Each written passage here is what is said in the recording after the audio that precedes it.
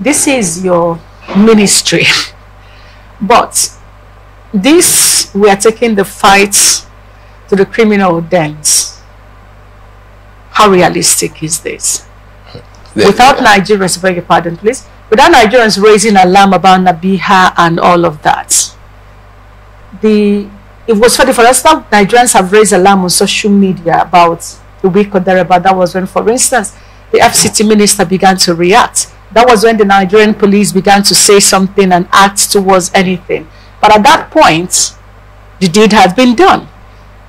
The rumor of or report of over about 200 persons abducted in the Buhari area was taken to be a false alarm by the police. But incidentally, when the issue of Nabiha and her 6 members of her family, 6 sisters and their dad, when the issue of a young Folashade and several other, and her mom and I think another sibling being kidnapped, that and Nigerians began to insist and raise alarm. That was when we saw some reaction. So this call of we're taking the fights to their dens, how realistic is it? Yeah, well, let me say that if you look at a statement by the Honorable Minister, one thing you can't take away is that there's a paradigm shift. There's a paradigm shift in information management. The government takes responsibility in this context. You know, prior to this time, let me say the last administration, you hardly see government admitting some of these lapses that we are witnessed as at that time. The minister has come out to say that yes, there are challenges, but he has also told us that effort is being done to surmount such challenges. You know, security is a specialized area, but like we all know, security is everybody's business. In fact, the first line of security is the individual himself, which is the whole concept of self-preservation and security. So as stakeholders, even as private citizens, we are also expected to be very much on the alert and give necessary information to the police. That's where the concept of if you see something, say something also now applies.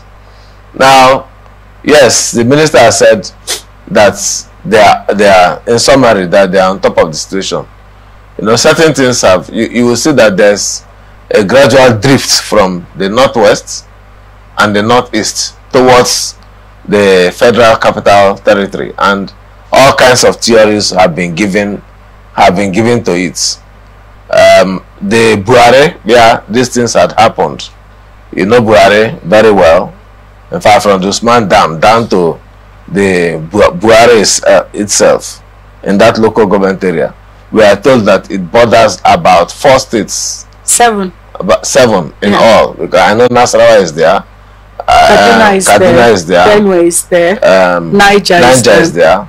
I don't know if Plateau is there. I think Plateau is up there. It's up there somewhere. Plateau around. Is up there. But So they mentioned 7 during the reports came out. It's a major border.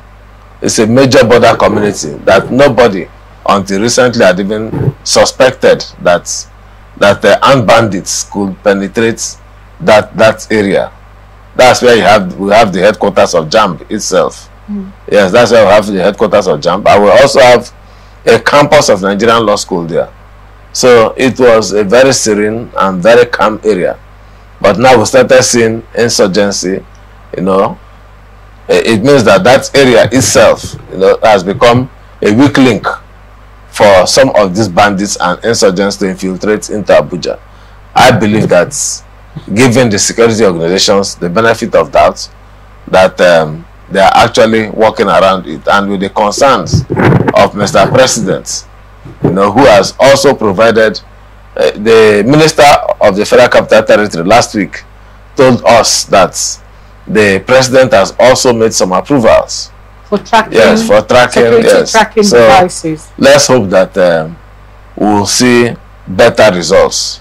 Okay, that will come out of the quest for what the President has approved and the process, the Minister of Defense coming to talk about what they need to do.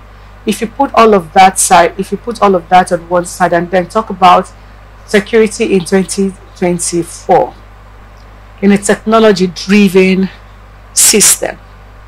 And we are just talking about buying tracking devices to check the excesses of these people. Nigerians have also asked, what happened to this NIM SIM policy that they nearly shut down the country to ensure that everyone gets registered? If we are still talking about paying for tracking devices in 2024 January as a way of tackling security, how can you describe Nigeria in the 21st century when it comes to digital approach to technological approach to security? In fairness to the last administration, I think that was one of their deliveries. The fact that everybody should register as NIN. And principally, what was behind that policy was the tracking of criminals, not just criminals, also in terms of funds that were being brought in to sponsor criminal activities. So that was the main essence of it, so that it was also a tracking device of some sort. Now, the then minister, that's Professor Patanmi, also came out last week, to decry the fact, to cry out, in fact, very strongly, that the security agencies are not making the best use, of the NIN policy, and then the linking up of all the NIN in the various identity platforms.